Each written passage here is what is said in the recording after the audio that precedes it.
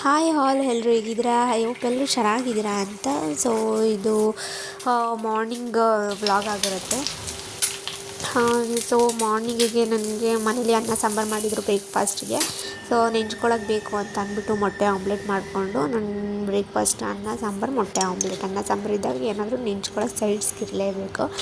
So ತಿಂಡಿ ಎಲ್ಲ ಮಾಡಿಕೊಂಡು ಇವಾಗ ಕೇಕ್ ಮಾಡೋಣ ಅಂತ ರೆಡಿ ಆಗ್ತಾಯಿದ್ದೀನಿ. ಕೇಕ್ ರೆಸಿಪಿ ಏನಂತ ಅಂದರೆ ನಾನು ಇದು ಸೆಕೆಂಡ್ ಟೈಮ್ ಕೇಕ್ ಟ್ರೈ ಮಾಡ್ತಾ ಇರೋದು. ಸೊ ಪ್ಲೇನ್ ಚಾಕ್ಲೇಟ್ ಕೇಕ್ ಮಾಡೋಣ ಅಂತ.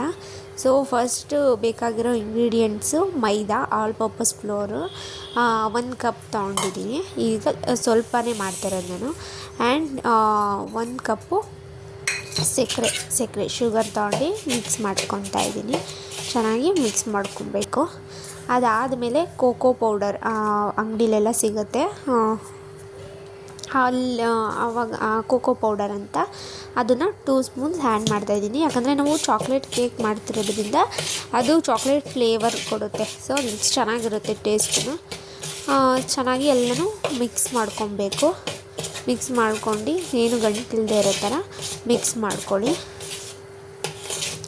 ಚೆಂದ ಮಿಕ್ಸ್ ಮಾಡ್ಕೊಳ್ಳಿ.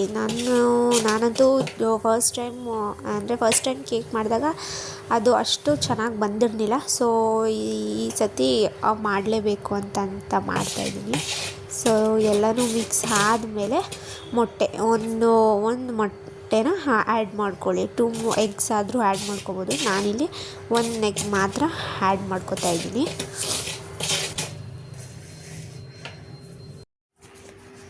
ಈಗ ನಾನು ಕೇಕ್ ಮಾಡಲು ಇಟ್ಟಿದ್ದೀನಿ. ಕಪ್ ಮೈದಾ ಮತ್ತು cocoa powder 2 teaspoon cocoa powder ಹಾಕಿ ಮಿಕ್ಸ್ ಮಾಡಿ ಇಟ್ಕೊಂಡಿದ್ದೀನಿ. ಇದಕ್ಕೆ baking soda and baking powder, baking soda, vanilla essence and ಇದು maida and 6 tablespoon oil ಮತ್ತು ಇದ್ರ ಬ್ಯಾಟರ್ನ ರೆಡಿ ಮಾಡಿ ಇಟ್ಕೊಂಡಿದ್ದೀನಿ. ಈಗ ನಾನು ಒಂದು ಮೊಟ್ಟೆ ಆ್ಯಡ್ ಮಾಡ್ತಾಯಿದ್ದೀನಿ. ನೀವು ಮೊಟ್ಟೆ ಮಿಲ್ಕ್ ಹಾಕಿದ ಮೇಲೆ ಕೂಡ ಹಾಕೋಬೋದು. ನಾನು ಇವಾಗಲೇ ಹಾಕ್ಕೊಳ್ತಾ ಇದ್ದೀನಿ. ಸೊ ಎಲ್ಲನೂ ಚೆನ್ನಾಗಿ ಮಿಕ್ಸ್ ಮಾಡ್ಕೊಬೇಕು. ಮೊಟ್ಟೆ ಹಾಕಿದ ತಕ್ಷಣ ಒಂಚೂರು ಗಂಟಂಗೆ ಆಗುತ್ತೆ. ಸೊ ನೀವು ಚೆನ್ನಾಗಿ ಬ್ಲೆಂಡ್ ಮಾಡ್ಕೋಬೇಕು. ಚೆನ್ನಾಗಿ ಮಿಕ್ಸ್ ಮಾಡಿಕೊಂಡು ಸ್ವಲ್ಪ ಹಾಲನ್ನ ಹಾಕ್ತಾಯಿದ್ದೀನಿ. ಸ್ವಲ್ಪ ಏನಂದರೆ ಕಾಯಿಸಿರೋ ಹಾಲು ಒಂದು 15 ನಿಮಿಷ ತಣ್ಣಗಾಗಕ್ಕೆ ಬಿಟ್ಟಿದ್ದೀನಿ.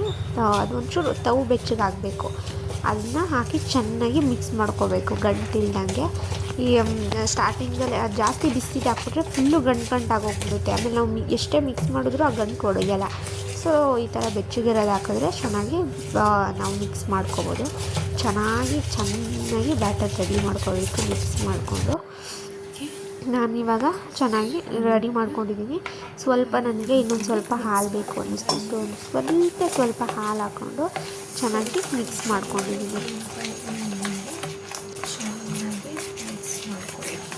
ನಿಮ್ಗೆ ಎಷ್ಟಾಗುತ್ತೋ ಅಷ್ಟು ನೀವು ಎಷ್ಟು ಮಿಕ್ಸ್ ಮಾಡ್ಕೊಂಡು ಎಷ್ಟು ನೈಸ್ ಮಾಡ್ತೀರೋ ಅಷ್ಟು ಒಳ್ಳೆಯದು. ಈಗ ನಾನು ಬೇಕಿಂಗ್ ಸೋಡಾ ಹಾಕ್ಕೊತಾ ಇದ್ದೀನಿ. ಬೇಕಿಂಗ್ ಸೋಡಾ ಪೌಡರ್ ಬೇರೆ, ಸೋಡಾ ಬೇರೆ. ಸೊ ಸ್ವಲ್ಪ ಹಾಕಿ ಇವಾಗ ಚೆನ್ನಾಗಿ ಮಿಕ್ಸ್ ಮಾಡ್ಕೊತಾ ಇದ್ದೀನಿ.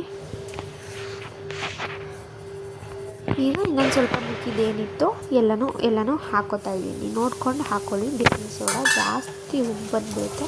ಸೊ ಚೆನ್ನಾಗಿ ಮಿಕ್ಸ್ ಮಾಡ್ಕೊಂಡು ಇವಾಗ ನಾನು ಬೇಕಿಂಗ್ ಪೌಡರ್ ಹಾಕ್ಕೊತಾ ಇದ್ದೀನಿ. ಪೌಡರ್ ಬೇರೆ, ಸೋಡಾ ಬೇರೆ. ಅಂಗಡಿಲೆಲ್ಲ ಸಿಗುತ್ತೆ, ತೊಗೋಬೋದು ನೀವು. ಅದನ್ನೂ ಹಾಕಿ ಚೆನ್ನಾಗಿ ಮಿಕ್ಸ್ ಮಾಡ್ಕೊಳ್ಳಿ. ನೀವು ಮಿಕ್ಸ್ ಎಷ್ಟು ಚೆನ್ನಾಗಿ ನೈಸಾಗಿ ಎಷ್ಟು ಚೆನ್ನಾಗಿ ಬ್ಲೆಂಡ್ ಮಾಡ್ತೀರೋ ಅಷ್ಟು ಟೇಸ್ಟ್ ಬರುತ್ತೆ. ಮತ್ತು ನಾನು ಇವಾಗ ವೆನಿಲಾ ಎಸೆನ್ಸ್ನ ಆ್ಯಡ್ ಮಾಡ್ತಾಯಿದ್ದೀನಿ. ವೆನಿಲಾ ಎಸೆನ್ಸ್ ಅಂತಾರೆ, ಇದು ಸಹ ಅಂಗಡಿಯಲ್ಲಿ ಸಿಗುತ್ತೆ. ಏನಂದರೆ ಫ್ಲೇವರ್ ಚಾಕ್ಲೇಟ್ ಕೇಕ್ ಫ್ಲೇವರ್ ಹೇಗೆ ಅಂಗಡಿಲೆಲ್ಲ ಮಾಡಿದಾಗ ಸಿಗುತ್ತೋ ಆ ಫ್ಲೇವರ್ನ ಕೊಡೋದಕ್ಕೆ ಹಾಕ್ಕೊಳ್ತಾ ಇದ್ದೀನಿ. ಇಲ್ಲ ಅಂದರೆ ನೀವು ಏಲಕ್ಕಿ ಕೂಡ ಹಾಕ್ಕೋಬೋದು. ಏಲಕ್ಕಿನ ಪುಡಿ ಮಾಡಿ ಹಾಕ್ಕೋಬೋದು. ಸೊ ಇವಾಗ ಈ ಥರ ಸಿಲ್ವರ್ ಪಾತ್ರೆ ಆಗಿರಬೇಕು. ನಾನು ಓವನ್ ಇಲ್ಲದೇ ಮಾಡ್ತಾ ಇರೋದು. ಸಿಲ್ವರ್ ಪಾತ್ರೆಗೆ ಎಣ್ಣೆ ಸವರ್ಕೊತಾ ಇದ್ದೀನಿ. ಕೆಳಗಡೆ ಎಲ್ಲ ಅಂಟ್ಕೋಬಾರ್ದು ಅಂತ ಅಂದ್ಬಿಟ್ಟು ಚೆನ್ನಾಗಿ ಎಣ್ಣೆ ಸಾರ್ಕೊಂಡು ನಾವೇನು ಬ್ಯಾಟರ್ ರೆಡಿ ಮಾಡ್ತಿದ್ದೀವಿ ಅದನ್ನು ಹಾಕ್ತಾಯಿದ್ದೀನಿ. ನಾನು ಯಾವುದೇ ರೀತಿ ಬಟರ್ ಪೇಪರ್ ಏನೂ ಹಾಕಿಲ್ಲ. ಚೆನ್ನಾಗಿ ರೆಡಿ ಮಾಡಿ ಹಾಕ್ಕೊಳ್ತಾ ಇದ್ದೀನಿ. ಚೆನ್ನಾಗಿ ಮಿಕ್ಸ್ ಮಾಡಿರ್ಬೇಕು ನೀವು. ಚೆನ್ನಾಗಿ ಈಗ ಬ್ಲೆಂಡ್ ಆಗಿದೆ.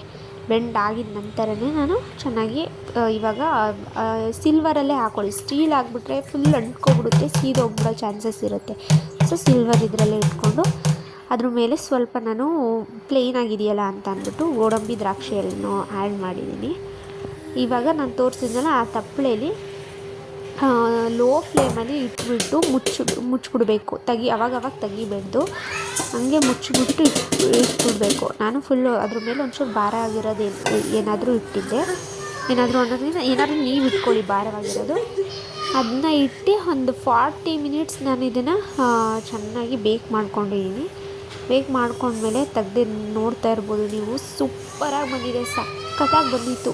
ಟೇಸ್ಟ್ ಹೇಗೆ ಅಂದರೆ ಫುಲ್ ಐಸ್ ಕೇಕ್ ತಿಂತೀವಲ್ಲ, ice cake chocolate ice cake ಬರುತ್ತಲ್ಲ, ಅದೇ ಥರ ಇತ್ತು ಟೇಸ್ಟು. ಸಖತ್ತಾಗಿತ್ತು. ನನಗೆ ಮಾತ್ರ ತುಂಬ ಇಷ್ಟ ಆಯಿತು, ನನಗೆ ಖುಷಿ ಆಯಿತು. ಸೊ ನೀವು ಕೂಡ ಮನೇಲಿ ಟ್ರೈ ಮಾಡಿ ಅಂತ ಹೇಳ್ತೀನಿ. ಸೊ ಹೇಗೆ ಫ್ಲಫಿಯಾಗಿ ಎಷ್ಟು ಚೆನ್ನಾಗಿ ಸಾಫ್ಟಾಗಿ ಬಂದಿದೆ, ನೀವು ನೋಡ್ತಾ ಇರ್ಬೋದು. ಸಖತ್ತಾಗಿ ಬಂದಿದೆ. ಅದು ಫುಲ್ ನಾನು ಮೇಲ್ಗಡೆ ಮುಚ್ಚಿದ್ನಲ್ಲ, ಅದಕ್ಕೆ ಮೇಲ್ಗಡೆ ಆ ಥರ ಒಡ್ಕೊಬಿಟ್ಟಿದೆ ಫುಲ್ ಬೇಕಾಗಿ. ಅದು ಬಿಟ್ಟರೆ ಸಖತ್ತಾಗಿದೆ ಕೇಕ್. ನಿಜವಾಗ್ಲೂ ನೀವು ಮನೇಲಿ ಮಾಡ್ಬೋದು, ಇದನ್ನು ನಿಜವಾಗ್ಲೂ ನೀವು ಟ್ರೈ ಮಾಡ್ಬೋದು ಅಂತ ಹೇಳ್ತೀನಿ. ಸಖತ್ತಾಗೂ ಬಂದಿದ್ದು, ನಮ್ಮ ಮನೇಲಿ ಕೂಡ ಎಲ್ಲರೂ ತಿಂದರು. ಸೊ ನೀವು ಟ್ರೈ ಮಾಡಿ ಈ ರೆಸಿಪಿನ ಅಂತ ಹೇಳ್ತಾ, ಮುಂದೆ ನೆಕ್ಸ್ಟ್ ವೀಡಿಯೋದಲ್ಲಿ ನಾನು ಯಾವುದಾದ್ರೂ ಚೆನ್ನಾಗಿರೋ ರೆಸಿಪಿ ಬರ್ತೀನಿ ಅಂತ ಹೇಳ್ತಾ, ಇನ್ನು ಯಾರೆಲ್ಲ ನನ್ನ ಚಾನಲ್ನ ಸಬ್ಸ್ಕ್ರೈಬ್ ಆಗಿಲ್ಲೋ ಪ್ಲೀಸ್ ನೋಡಿಕೊಂಡು ಸಬ್ಸ್ಕ್ರೈಬ್ ಆಗಿ ಅಂತ ಹೇಳ್ತಾ, ಲೈಕ್ ಮಾಡಿ, ಶೇರ್ ಮಾಡಿ, ಕಮೆಂಟ್ ಮಾಡಿ ಅಂತ ಹೇಳ್ತಾ, thank you so much. Video ನೋಡ್ತಾ ಇರೋರಿಗೆ ಥ್ಯಾಂಕ್ ಯು.